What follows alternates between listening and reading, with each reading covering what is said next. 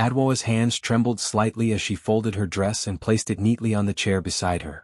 The fabric was old, its colors faded from years of wear, but she had washed it with care, letting it dry in the sun until it smelled fresh and clean.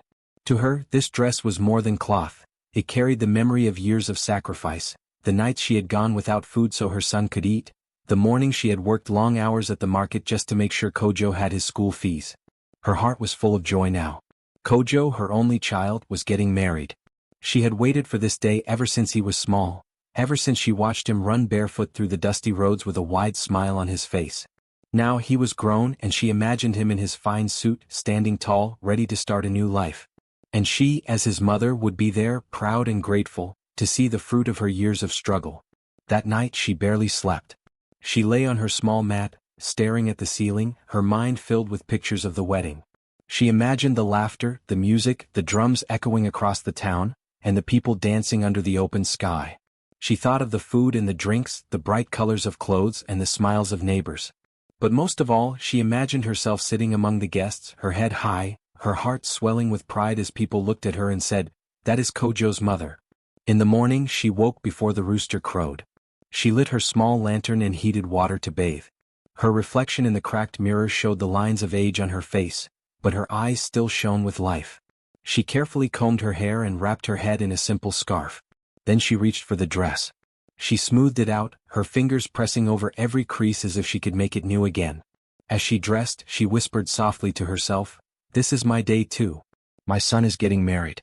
The years of pain, the hunger, the sacrifices, they were worth it. Today I will see him start his new family." When she stepped out of her house, the sun was rising and the town was already waking up. People carried baskets of food, children ran with laughter, and music began to fill the streets. She joined the crowd walking toward the wedding ground, her heart beating fast with excitement. Adwoa walked slowly, holding the edges of her dress so the dust would not stain it. Some women looked at her and smiled kindly. Others whispered and laughed at the plainness of her clothes. But she paid them no mind. In her heart, she carried the love of a mother, and no fine cloth could measure up to that. As she approached the venue, she paused for a moment at the entrance. She could hear the music clearly now, see the decorations and smell the food. She closed her eyes, took a deep breath and stepped inside. Her heart was ready. She had no jewels, no gold, but she had something greater, a lifetime of love for her son. Kojo's figure appeared in the distance, dressed in shining fabric, smiling as he greeted his friends. Adwoa's eyes filled with tears. To her, he looked like a prince, the boy she had carried on her back now standing as a man about to take a wife. Her heart swelled with joy. She whispered again, "Yes, this is my day too." And with that, she walked forward, ready to celebrate, ready to stand proudly as the mother of the groom, never knowing what awaited her in the hours to come. Adwoa walked toward her son with a hopeful smile, her hands trembling slightly as she clutched the small cloth bag she carried. Inside it was nothing much, just a handkerchief, some coins and a little gift she had saved up for him. She had imagined how Kojo would smile when he saw her, how he would take her hand proudly and say, "This is my mother." When she finally reached him, her voice was soft but filled with joy. "Kojo, my son," she said, her eyes shining, "I am so happy to be here. Today is a blessing. I cannot wait to see you marry and stand beside your bride." But Kojo did not smile. His face hardened as his eyes swept over her. He looked at her dress, the faded fabric, the worn-out shoes on her feet, and the scarf tied carefully around her head. His lips pressed into a thin line. And then he spoke words that cut deeper than any knife. "Mother," he said coldly, "you cannot come. You are too ugly. My bride's family is wealthy and important. If they see you dressed like this they will laugh at me. I cannot let you embarrass me today." Adwoa's breath caught in her throat. For a moment she thought she had misheard him. Her heart pounded, her eyes widened, and she searched his face for a sign that he was joking. But his expression was firm, his eyes sharp, and his voice left no room for doubt. "Kojo," she whispered, her lips trembling, "I am your mother. I raised you. I worked with my hands, day and night so you could stand here today. How can you say this to me?" Kojo looked away, avoiding her eyes. "I do not want to explain myself again," he said harshly. "Please go home. This is not your place." The words struck her like stones. She felt her knees weaken, her body heavy as if the earth itself wanted to swallow her. For years she had endured hunger, loneliness, and sacrifice so Kojo could have a future. She had walked barefoot to markets, carried loads heavier than her body could bear, and faced humiliation with strength. All of it was for him. And now, at the moment she had dreamed of, he had rejected her. Her eyes filled with tears. They rolled down her cheeks silently, burning her skin as they fell. She opened her mouth to speak, to remind him of the nights she had stayed awake when he was sick, the days she had gone without food so he could eat, the times she had shielded him from pain with nothing but her love. But no words came. Her heart was too heavy. Around them, some people noticed. Whispers began. A few shook their heads, others looked away, pretending not to see. But Adwoa stood frozen, unable to move. Her son's words echoed in her mind, "Too ugly, an embarrassment, not your place." She lowered her head, her tears falling onto the dust beneath her feet. She wanted to speak, to fight for her right as his mother, but something inside her broke. She saw that the boy she had raised, the boy she had loved more than her own life, had turned into a man who was ashamed of her. Slowly she stepped back. Her voice, faint and trembling, whispered, "Very well, Kojo. May your day be blessed." Then she turned away, her back bent under the weight of sorrow. Each step she took away from the wedding ground felt like 1,000 knives pressing into her chest.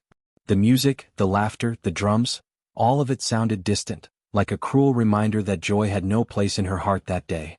As she walked back toward her small home, her vision blurred with tears. She thought of the days when Kojo was little, when he would run into her arms and call her beautiful, when he would smile at her with eyes full of love. Where had that boy gone? She reached her house and sat on the small wooden stool by the door. Her hands shook as she placed the cloth bag on her lap. Inside it was the little gift she had saved for him, a simple carved wooden pendant she had bought from the market months ago. She had wanted to place it in his hand and say, "This is from your mother, to keep me close on your new journey." But now it remained in the bag, unwanted, unneeded. The tears did not stop. They flowed until her face was wet, until her chest ached with the weight of grief. Her son had rejected her not because she had failed him, but because she was poor, because she did not shine with the riches his bride's family carried. Yet even in her pain, Adwoa did not curse him. She folded her hands and whispered a quiet prayer. "God, give me strength. And one day open my son's eyes to see the truth." The evening came, and the sounds of the wedding celebration echoed faintly through the air. Adwoa sat alone, her heart broken but her spirit unbent. She had been cast aside, called ugly and unwanted, but in her soul she carried something no wealth could buy, the pure love of a mother.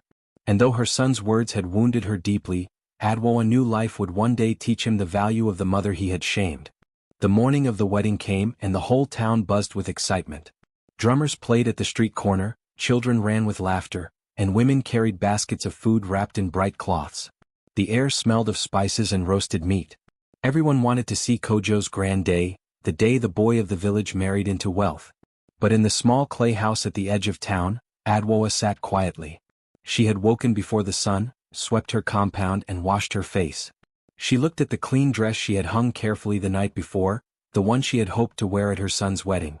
Her hands touched the fabric gently, but she did not put it on. Instead, she folded it neatly and placed it back inside her wooden box. Neighbors noticed her absence quickly. "Why is Adwoa not getting ready?" they whispered as they passed her gate. Some women came by and knocked gently on her door. "Adwoa, are you not going to the wedding?" one of them asked softly. She opened the door with a small smile that did not reach her eyes. "No, my sisters," she said, her voice calm. "Today is Kojo's day. Let him shine as he wishes. I will not disturb his joy." They looked at her with pity. Some shook their heads, unable to understand how a son could reject the very woman who gave him life. But Adwoa's face remained still, only the sadness in her eyes betrayed the storm in her heart. When the women left, she sat back on her stool and looked around her little room. Her hands brushed over the wooden pendant she had meant to give him. She sighed and whispered to herself, "If he thinks I am too ugly, then so be it. I will not force my way into his joy." But a mother's silence can speak louder than words. The wedding drummers grew louder as the day went on. Adwoa could hear them even from her small house. She imagined the colorful clothes, the feast, the laughter of strangers and guests. She imagined her son walking proudly in his fine suit, smiling while she sat alone. For a moment, her chest tightened with pain. She bit her lip to stop the tears from falling again. But Adwoa was not as weak as Kojo thought. Deep inside, she was planning something no one expected. Not anger, not curses, but something greater. She would not fight him, nor shame him before his bride's family. Instead, she would show him and the whole town what true beauty was, the beauty of a mother's dignity. She rose slowly, tied her scarf neatly, and prepared a small basket. Inside, she placed the pendant and some food she had cooked with her own hands. Then she sat by the door waiting. She did not go to the wedding ground, but she knew the day would end, and the truth always comes home when the drums fall silent. Her neighbors, still whispering, shook their heads. "She is too quiet," one of them said. But sometimes the quiet ones hold the strongest answers. And indeed, while the wedding songs filled the air, Adwoa sat with calm patience, holding on to a secret strength. In her quiet heart, she was planning a lesson her son would never forget. By the time the sun dipped low and lanterns began to glow at the wedding reception, laughter and music filled the wide compound where the celebration was held. Guests danced in circles, children clapped their hands, and the bride's family looked pleased with how beautiful everything was. The food and drinks flowed freely, and Kojo walked among the tables, proud of the day that belonged to him. Then the drumming slowed, and the crowd stirred as someone entered quietly through the gate. It was Adwoa. She was not in her faded old dress, the one she had folded away with tears in her eyes. Instead, she wore a clean, graceful cloth that had been given to her by the women of her community. Her head was wrapped neatly, her steps were calm, and though her clothes were simple, she carried herself with a dignity that made people turn to look. At first, some guests did not know who she was. But when they learned she was Kojo's mother, their eyes softened. The bride's relatives rose to greet her. They had expected arrogance or anger from the woman Kojo had hidden, but what they saw instead was humility and quiet strength. One of the bride's aunts even held her hand and said warmly, "You are most welcome. A mother like you is a blessing to any home." Adwoa bowed her head politely and thanked them. She did not push herself into the center of the feast. She found a seat at the side, smiling gently at those who greeted her. But her presence began to draw attention. People whispered to one another, not with pity but with admiration. They saw her calm face, the way she carried herself without shame, and they respected her deeply. The bride herself came forward, her fine jewelry shining in the lantern light. She bent slightly and greeted Adwoa, saying, "Mame, today is my joy and I am happy you are here." Adwoa touched her hand and blessed her quietly. The words were soft, but the bride's eyes grew bright and she smiled warmly. Meanwhile, Kojo stood at a distance, his chest tightening as he watched. He had told himself his mother would embarrass him, that she would bring shame before his new family. But instead he saw the opposite. The very people he had tried to impress, the bride's wealthy relatives, the respected guests, were admiring her. They were speaking about her kindness, her composure, and her gentle heart. He watched as a man from the bride's family said aloud, "A son who has a mother like this should be proud. She carries more honor than gold or fine clothes." The word struck Kojo hard. His face burned, not from pride but from shame. He remembered the nights she had worked late, the mornings she had gone hungry so he could eat, the sacrifices she had made just so he could stand where he was today.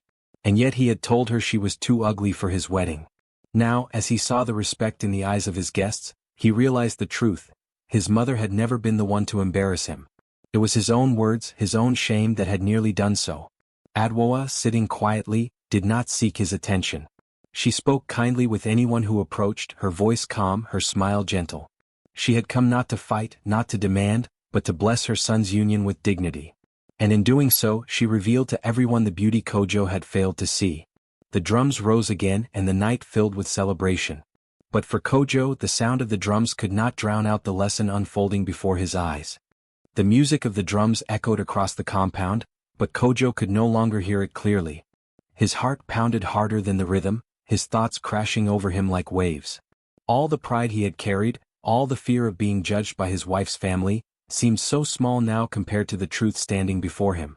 His mother, Adwoa, sat quietly, her hands folded in her lap, her face calm yet filled with unspoken strength. She had come in peace, not in anger, and that simple act struck his heart deeper than any harsh word ever could. Kojo took a step forward, but his legs trembled. The words he had spoken to her, words that had cut her deeply, echoed in his mind. Too ugly, an embarrassment. How could he have said such things to the woman who had given him life, the woman who had worked her hands raw so he could rise higher than she ever could? The guests began to notice his unease. Some turned their eyes toward him, wondering what he would do. The bride's family looked from him to Adwoa, curious. A hush slowly settled over the celebration, the music fading as the drummers sensed the shift in the air. Kojo's chest heaved, his pride cracking open. Then before all who had gathered, he fell to his knees. The sound of his body hitting the ground silenced even the whispers. His voice shook, carrying both shame and sorrow. "Mother," he said, his eyes wet, "I have wronged you. I let my pride blind me. I forgot your sacrifices, your love, your worth. I called you shame, but I see now, I am the one who brought shame upon myself. Please, forgive me." Gasps rose from the crowd. The bride's eyes widened, her hands pressed to her chest.